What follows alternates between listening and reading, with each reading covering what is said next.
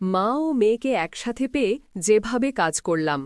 আমার বয়স কম, আমি আর পারছি না, কিন্তু তারপরও রাতে জোর করে তার মেশিন আমার গুহার এত জোরে জোরে দিল। আমি কাঁদছি আর বলছি, আস্তে আস্তে দেও, ব্যথা পাচ্ছি। হ্যালো বন্ধুরা, আমি তোমাদের নূপুর আপু। আজকের গল্পটি সম্পূর্ণ শুনলে আপনাদের মেশিন দিয়ে টপ টপ করে পানি চলে আসবে।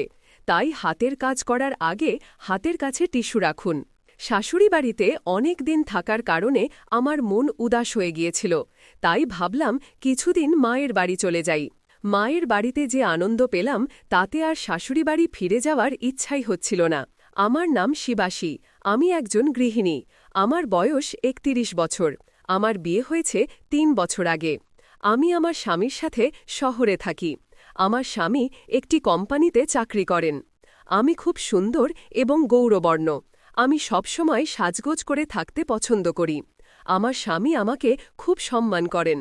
যখন আমি সবজি বা কাঁচা বাজার করতে বেরোই তখন আমার সৌন্দর্য দেখতে লোকেদের লাইন লাগে। স্বামীর প্রাইভেট চাকরি হওয়ায় তিনি সকালেই বেরিয়ে যান এবং সন্ধ্যায় ফিরেন। যখন তিনি ফিরেন তখন বেশিরভাগ সময় ক্লান্ত থাকেন এবং খেয়ে ঘুমিয়ে পড়েন। মাঝে মাঝে যখন তিনি আমাকে সময় দেন তখনও আমার কোনো মজা লাগে না। অল্প সময়ের মধ্যেই তিনি ক্লান্ত হয়ে আবার ঘুমিয়ে পড়েন। কখনো কখনো আমার খুব রাগ হয় যে আমি সারা দিন তাদের জন্য অপেক্ষা করি আর তাদের কোনো খেয়ালই নেই যে আমারও কিছু প্রয়োজন আছে। তারা ঘুমিয়ে পড়লে আমি জ্বলে যাই এবং ভাবি ভগবান আমার কি কপাল লিখে রেখেছেন। শুরুতে আমি খুবই বিরক্ত হতাম, কিন্তু ধীরে ধীরে এখন ভাগ্যের লিখা মেনে নিয়েছি। একদিন মায়ের বাড়ি থেকে আমার মা ফোন করে বললেন, গ্রীষ্মের ছুটি আসছে, তোমার আসতে ২ বছর হয়ে গেছে, এবার কিছুদিনের জন্য মায়ের বাড়ি চলে আসো। সন্ধ্যায় যখন স্বামী ফিরলেন তখন আমি তাকে বললাম মায়ের বাড়ি থেকে ফোন এসেছিল এবং মা আমাকে কিছুদিনের জন্য ডাকছেন।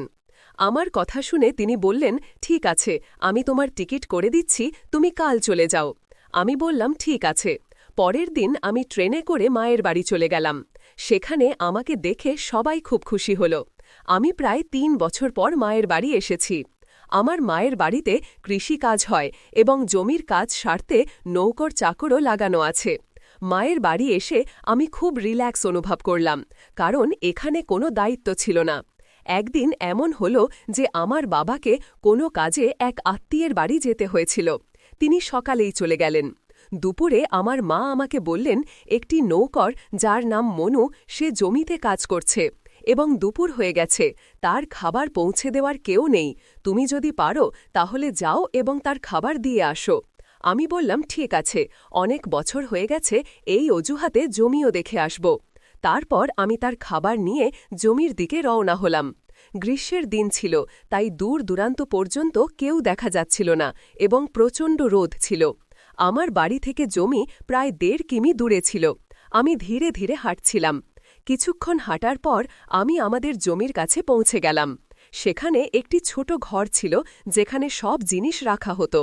আমি যখন সেখানে পৌঁছালাম তখন মনু মনু বলে তাকে ডাকলাম, কিন্তু সে কোথাও দেখা গেল না।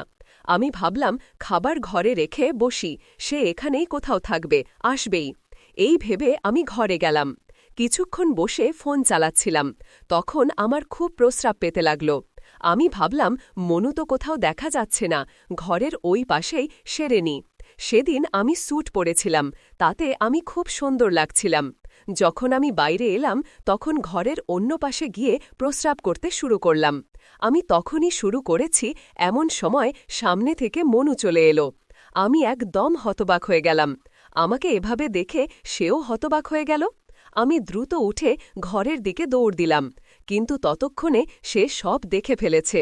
আমার নিজের উপর এত লজ্জা আসছিল যে কি বলবো বুঝতে পারছিলাম না, কি করে বাইরে যাব তা বুঝতে পারছিলাম না। তখন মনু ভিতরে চলে এলো এবং হেসে বলল, এত সুন্দর দৃশ্য আমি আজ পর্যন্ত দেখিনি। আপনার মাকেও দেখেছি, কিন্তু তার দৃশ্য এত সুন্দর নয়। আমি হতবাক হয়ে গেলাম। আমি বললাম, তুমি তাদের কি ভাবে এবং কখন দেখেছ? সে বলল, একটু অপেক্ষা করুন, এখনই বলছি। তারপর সে আমাকে এমন সুখীর অনুভূতি দিল যা আমার স্বামী কখনো দিতে পারেনি। আমি একদম তৃপ্ত হয়ে গেলাম। আমি এত মজা পেলাম যে আমি খুশিতে আত্মহারা হয়ে গেলাম। এত মজা আমি আগে কখনো পাইনি। তারপর আমি তাকে মায়ের সম্পর্কে জিজ্ঞাসা করলাম। সে বলল, তাদের দর্শন তো আমি বাড়িতে একবার নয় অনেকবার করেছি। আমি হতবাক হয়ে গেলাম। আমি বললাম, তুমি মিথ্যা বলছ?